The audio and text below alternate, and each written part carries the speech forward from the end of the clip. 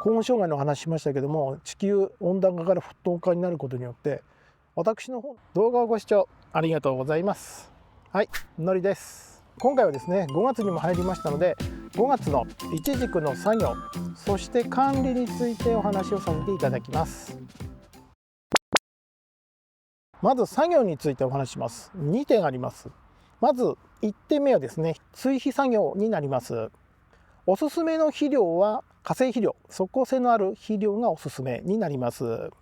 皆さんご存知の通りですね、肥料には大きく分けて2種類、有機肥料とそして化成肥料ですね、化学肥料があります。私の方でもですね、春先に堆肥ということで今年は牛糞堆肥の方をまきました。この牛糞堆肥がいわゆる有機肥料となります。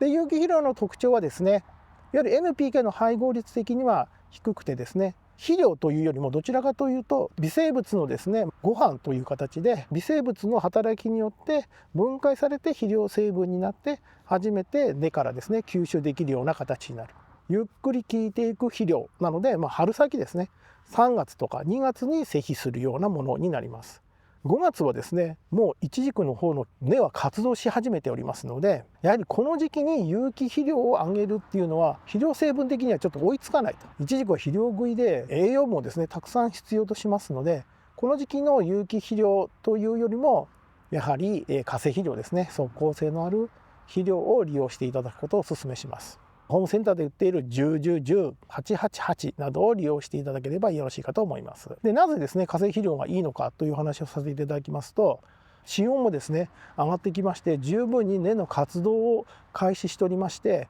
根からですね、養分を吸い上げております。かつですね、今、芽の方が、新芽がですね、芽吹いてきまして、葉の方でですね、養分を作りながら、どんどんですね、イチジクの方は葉を広げて、そして実をつけて、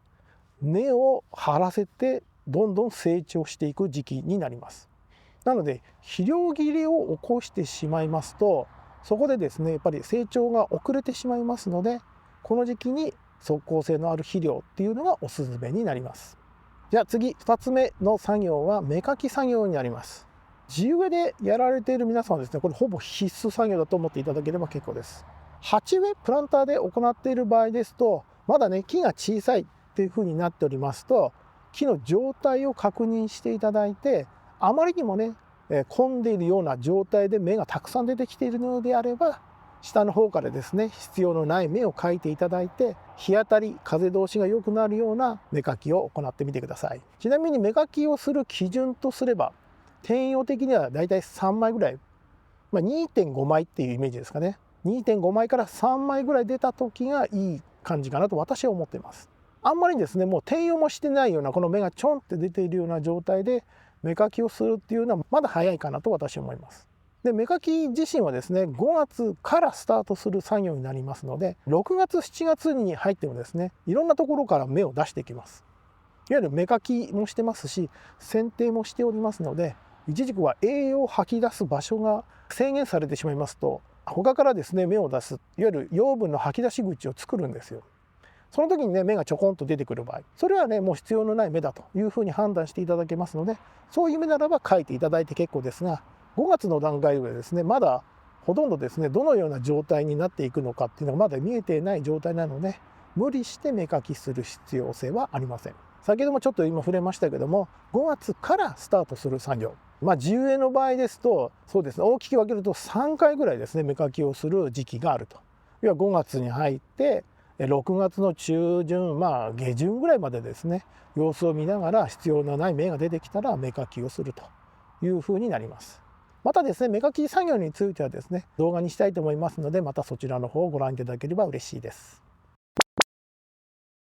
次にですね、5月の管理についてお話しします。水ですね、水、灌水作業になります。ただし、これはですね、鉢植えプランターの方に限ってのお話になります。私のように地植えでやっている場合は基本的に灌水は必要ありません。よっぽどね、もう日照りが続いてですね、高温注意報になっているような状態だと灌水をするかもしれないんですけども、今まで私も10年やってきてますけども、5月に灌水をしたという経験はないので、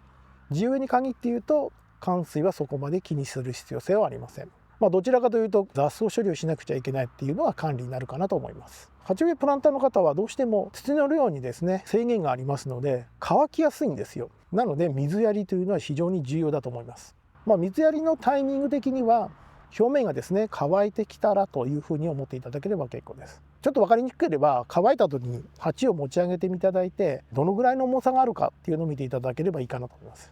水分を含んでいればねやはり重たいですし水分が抜けてれば軽くなりますのでそこを目安にしていただいてもうそろそろ水が必要だなと思ったら水やりをしていただくと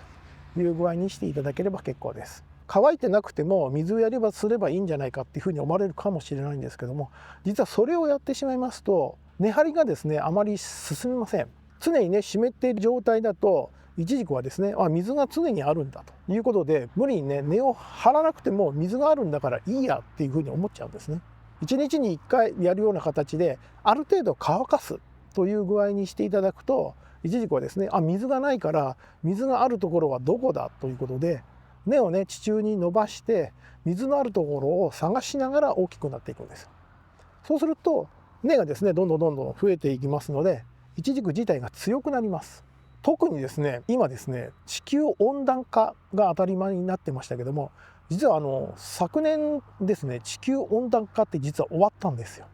皆さんご存知でしたか？次の実はフェーズに移ってまして今ですね地球温暖化が終わって実は地球沸騰化っていう形でいわゆる温暖化のさらに上に行ったんですよ。だからもっと暑くなりますよという具合に今なってるんですよ。そうなると夏場ですねイチジクの高温障害っていうのが出やすくなるんですよ。特に地温が高くなると高温障害を受けやすくなるんですけども地植えでですねある程度木が大きくなって根張りが十分な木っていうのは高温障害になりにくいんですよ。いわゆるそれだけ根を張って地中からのですね水を吸い上げる力が強いのである程度高温になっても大丈夫なんですけども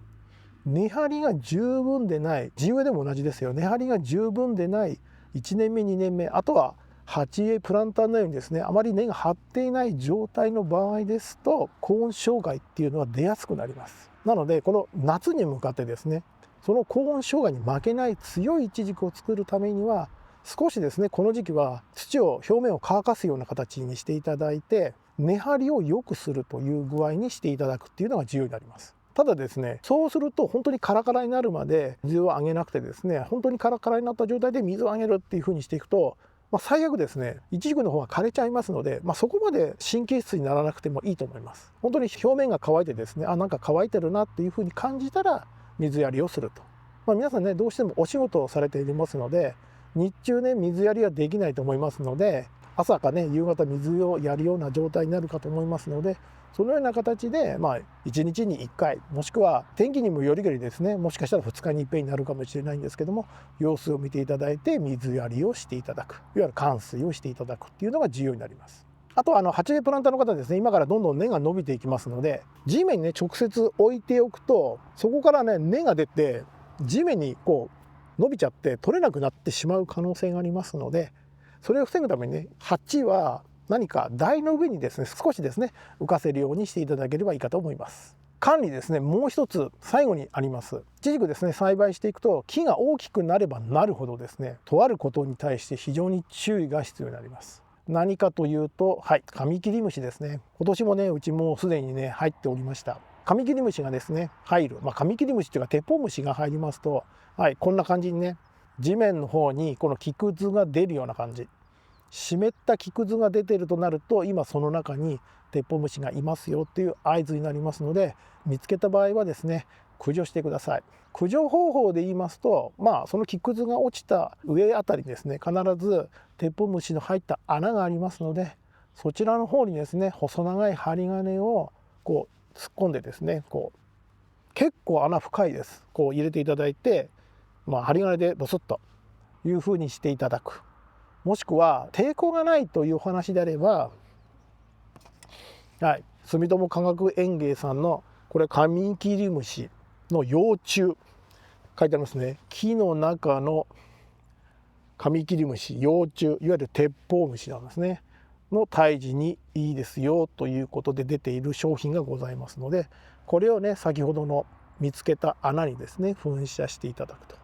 いう具合にしていただければいいかと思います。抵抗のない人に限っての話です。やっぱりね、なんか薬品なんで木の中に入れるとそれがなんか身に影響するんじゃないかっていうふうにやはりねどうしても思われる方もいますので、そういう方はね是非針金でこうやっていただければいいと思います。ただうまく退治できるかどうかは、うまく刺さればねいいんですけどね、刺さるとちょっと感触があったりしますので、っていうふうにね自分で感じることができます。ちなみにこちらはですね、こういう細長いノズルがねついてるんで、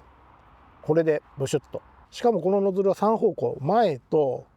この左右にですね出る仕組みになってるんですよ。なんで3方向に対して、出るんですよ。ここに書いてあるかな。はい、3方向に対して出ます。まとめます。5月の作業とすれば、まず1つ目は追肥作業、おすすめは化成肥料。2つ目は芽かき、地植えの場合は必須で5月からスタート。鉢植えプランターの場合においては様子を見ていただいて5月からスタートしていただいても大丈夫。無理に行う必要性はありません。あくまでも様子を見てという具合になります。で、管理、これはですねもう水やりです。灌水作業、特に鉢植えプランターの方は水切れになるとはいけませんけども、ある程度乾燥させて根張りをですね促進させて強いイチジクを作るということをしてください。そして注意しなくちゃいけないカミキリムシ、これはですねもうどうしても来てしまいます。先ほども高温障害の話しましたけども、地球温暖化から沸騰化になることによって私の方の地域ではですねあまりカミキリムシは見かけなかったのが、昨年から異様な数が出るようになりました。おそらく北陸だったんですけども、徐々に夏が暑くなってきたというふうになってるんだと思います。で、予想されるのはもっとですね北の方、東北の方でもイチジク栽培をされている方で、あまりカミキリムシって少ないんじゃないかなと思うんですよ、被害的に。おそらくね。で、徐々に北上していってるんじゃないかなっていう気がしてます。ちょっと対策は何ができるかっていうのは正直言ってないんですよ。本当に見つけたら捕殺、テポムシ見つけたら私はこれという具合になってます。長くなってしまいました。最後まで見ていただいたあなたはですね、非常にですねイチジク栽培に興味がある方だと思います。ぜひですねチャンネル登録をしていただいてですね、次回のですね動画を待っていただければ嬉しいです。最後まで動画をご覧いただきありがとうございました。今回の動画は以上になります。次回の動画でお会いいたしましょう。